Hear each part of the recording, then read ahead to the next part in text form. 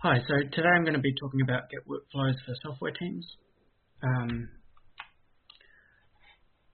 In today's video, I'm going to talk about branches to begin with, and then I'm going to talk about some different ways that you can use branches, namely for keeping features separate, for keeping your environment separate, and for keeping Teams changes isolated from each other, and then I'm going to talk about some different examples of ways you can organize your branches, and finally I'm going to talk about a few tricks and traps.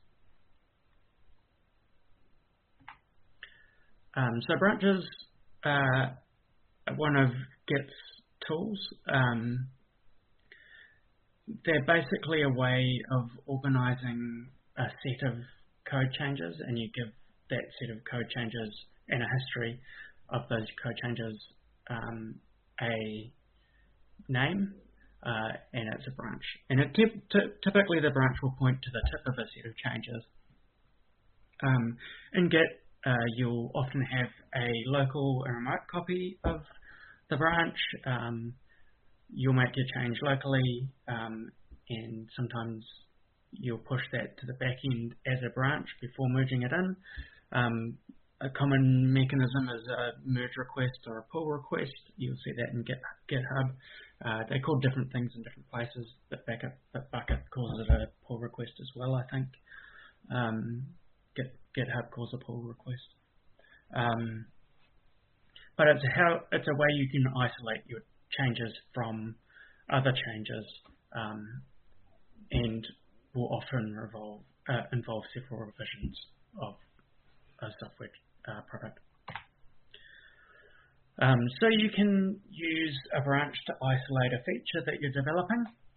How you do this is you take your stable or your develop branch, you check that branch out as a feature branch, you make your changes, and then you can test your changes in isolation without affecting other developers. And then once you're happy with your changes, that your feature is complete, you can merge changes back into the stable branch. And one of the nice things about Git is that you can keep your branches separate and switch between them even if you aren't finished. So you don't have to merge that at any point. In fact, you could chuck it away if you decide that the feature's not right.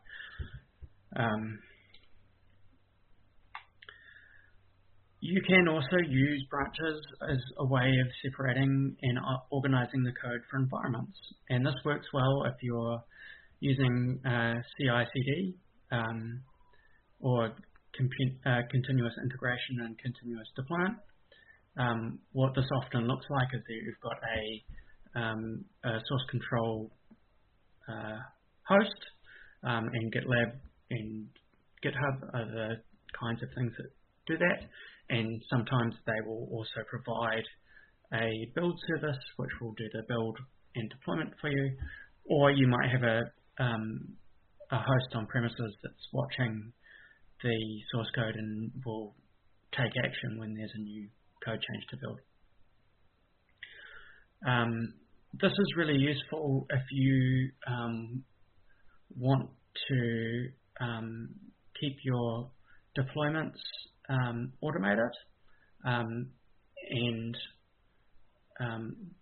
organizations will often have several different environments, which you do your build on a particular branch, you'll make changes.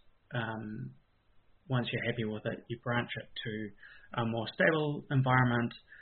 You then test and stabilize it in that stable environment, and then finally, once you're happy with it, you merge it to a production environment, which will deploy it and go live.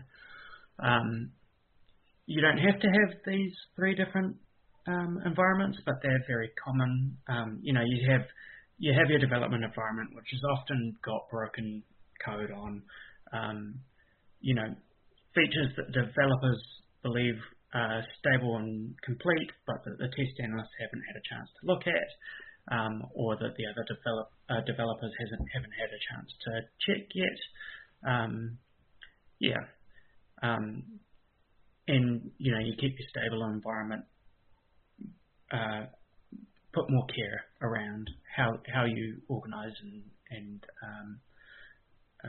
change control that environment. And then again, in production, you would have even more change control again, and sometimes even release windows, especially if you have to have an outage to roll out your code. Environment branches tend to be long-lived, and quite often they're named after the environment. Where I work, they're not quite named after them. We have a dev environment or a test environment, and the branch is called develop.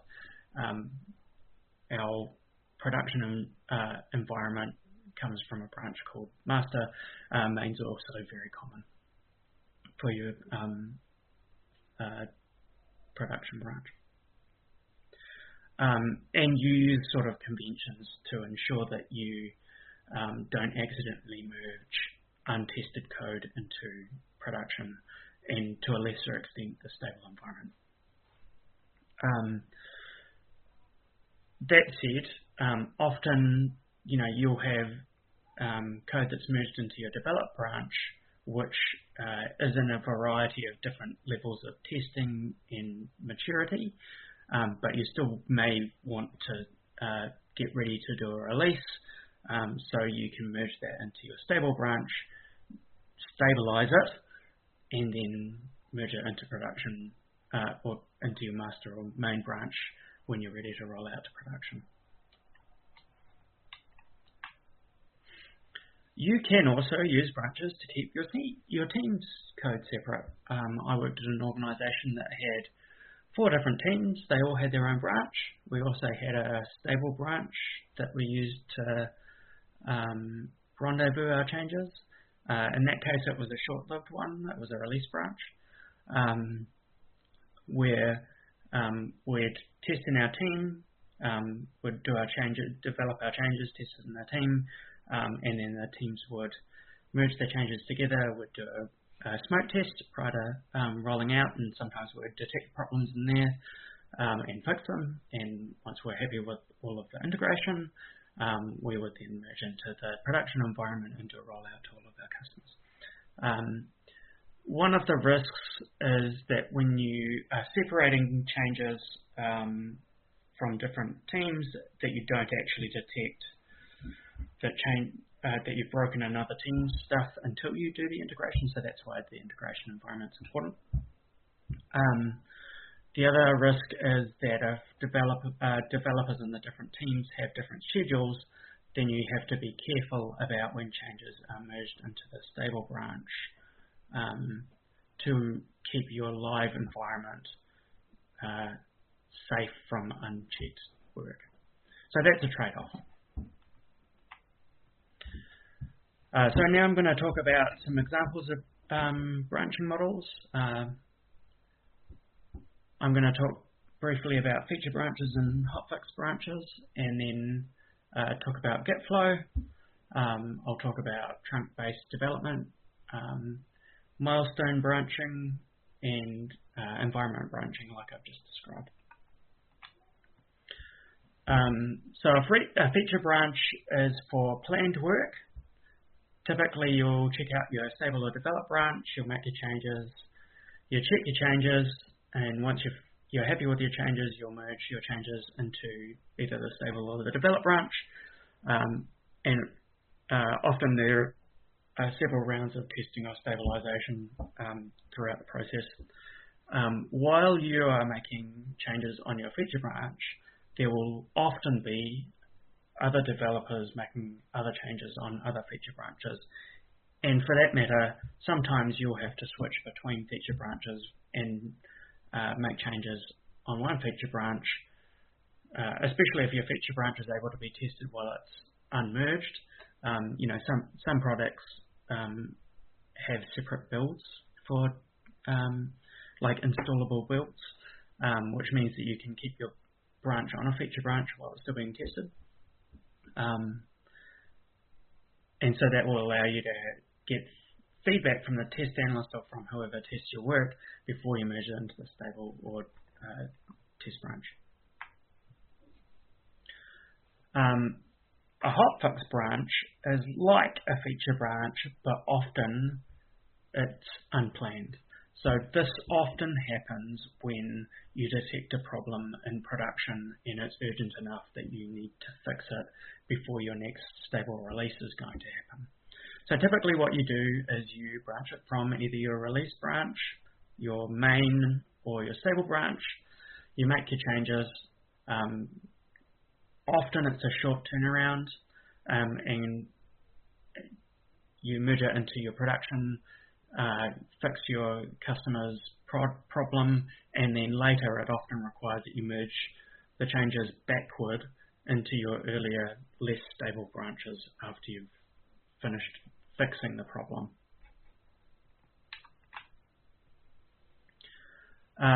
So Git flow is very common.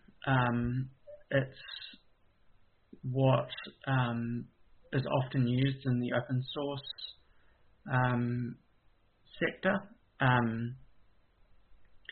It's really helpful when the source code is what you're sharing, which is why open source often uses it. Typically you have a stable branch, which is the destination branch for everything. And quite often there is a tag against releases on the stable branch. You will also have a short-lived release branch, which is where you stabilize your changes. And then sometimes you'll also have a develop branch, which is unstable.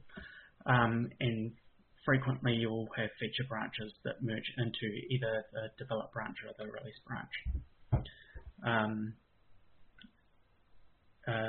Like I described earlier, you have the hotfix branches, again, which typically branch off the stable branch or the release branch, and promotion to production off or to a build or a release often uses a tag, which is a different feature in Git.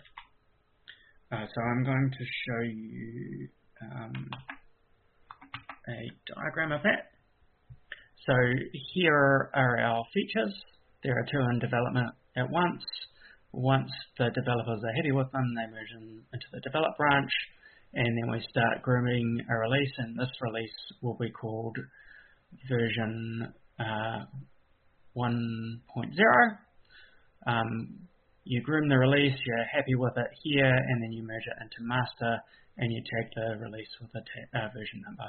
And this will often create the release in your source code provider. Here's a hotfix, so there's a problem with this release, and you'll note that we've got a minor bump here once we've merged into master again.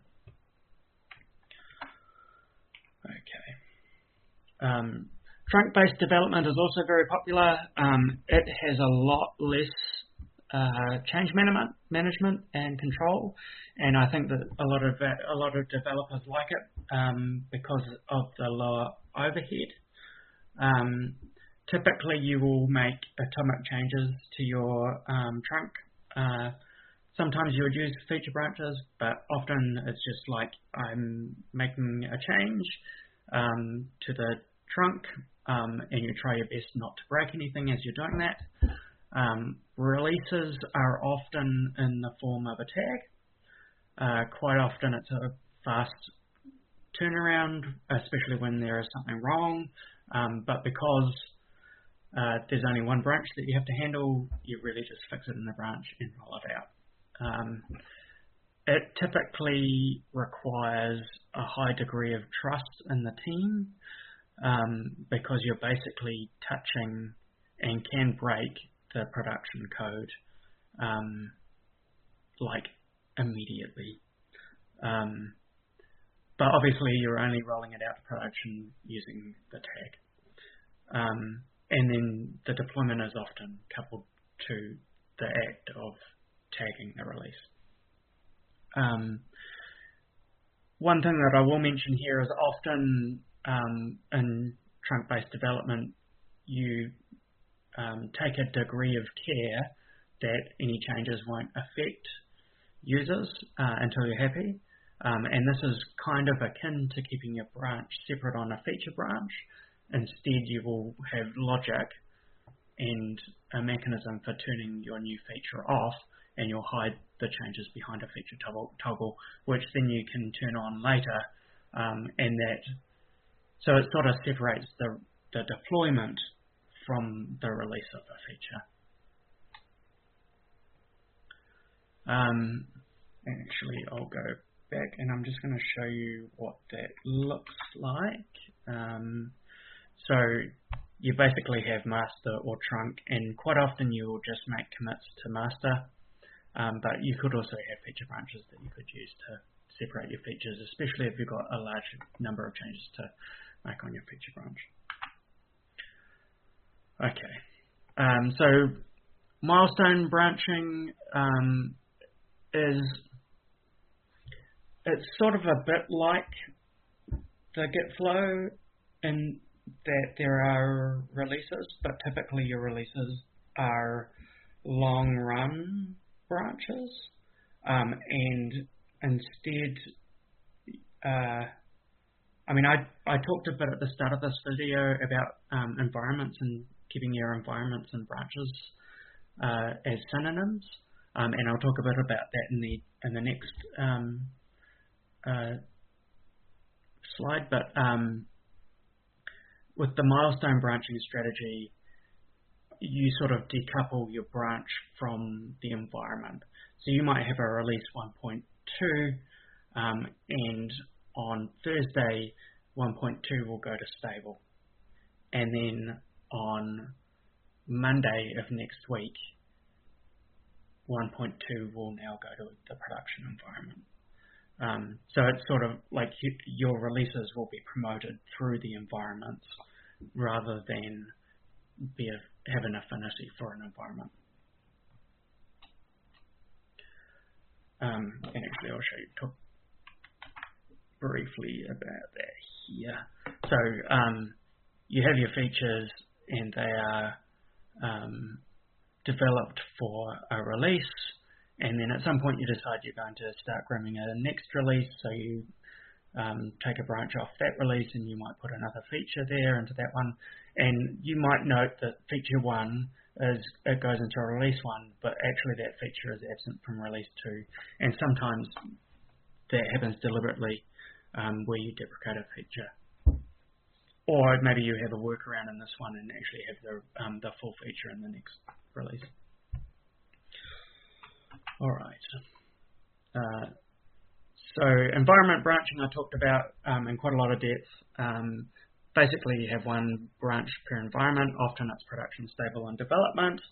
And promotion happens via a merge from one branch to another. Typically, during a sprint, you will merge into develop quite frequently, and then you get to code freeze where you decide that it's the time to start stabilizing for the release. So you merge your changes from development into your stable branch, and at that point, perhaps you can keep developing. But the test analyst will have a chance to smoke test your stable code, give you feedback about that. You'll fix any bugs, and once you're happy that everything's stable and feature complete, then you can merge, schedule your production deployment and roll out to production. And that will happen via a merge, often a merge. Sometimes there's also tags and environment branching as well. Where I work, we do have a tag mechanism, but typically the rollout occurs because we merge into the branch rather than because of the tag. We just put the tag in so we can keep track of which version had which code. All right, so that's what environment branches look like. So you're merging most of your features into the test environment. You test your test environment and then start stabilizing it during code freeze, and actually you might still keep making features and merging into test while you're stabilizing the stable branch. Then you'll merge into your production branch, and roll out to production. And sometimes if there are production problems, you may need to groom a hotfix and merge that to your production, and typically you will then need to merge your changes from production back into the other branches to keep them up to date.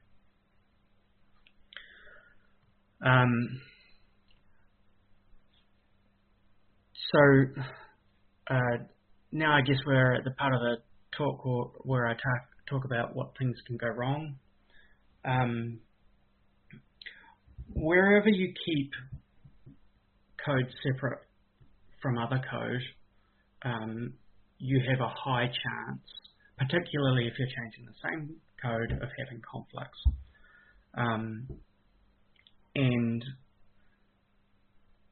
Like I worked at an organisation, well, I still work there, but we've changed our model, where we briefly had a model where you would merge your change from the feature branch into the test environment, get it tested, and then you'd then merge your feature branch into the stable environment.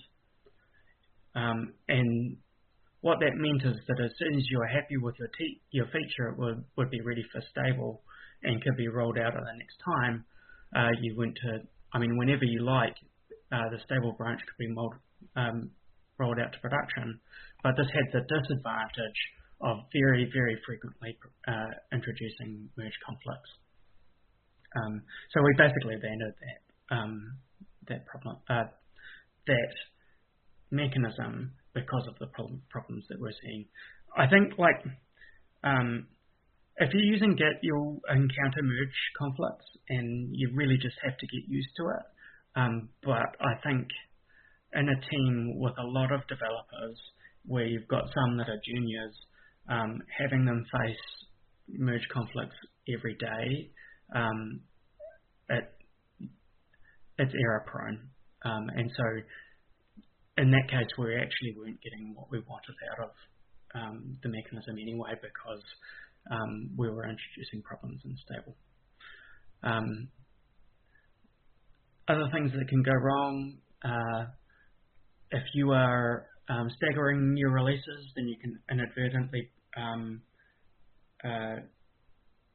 break your other team's code while they're getting ready to do a release, which will hold up the release. I think I can't think of anything else at the moment, but I think that in each of these cases there are trade-offs. In Git flow, there's a lot of overhead. In trunk-based development, there you need a high degree of trust, and you're very likely to break something unless you keep your features small. You're just going to have to use your judgment. But I think, this is very common to choose this. This is also very popular. It depends on what you need from your branching model.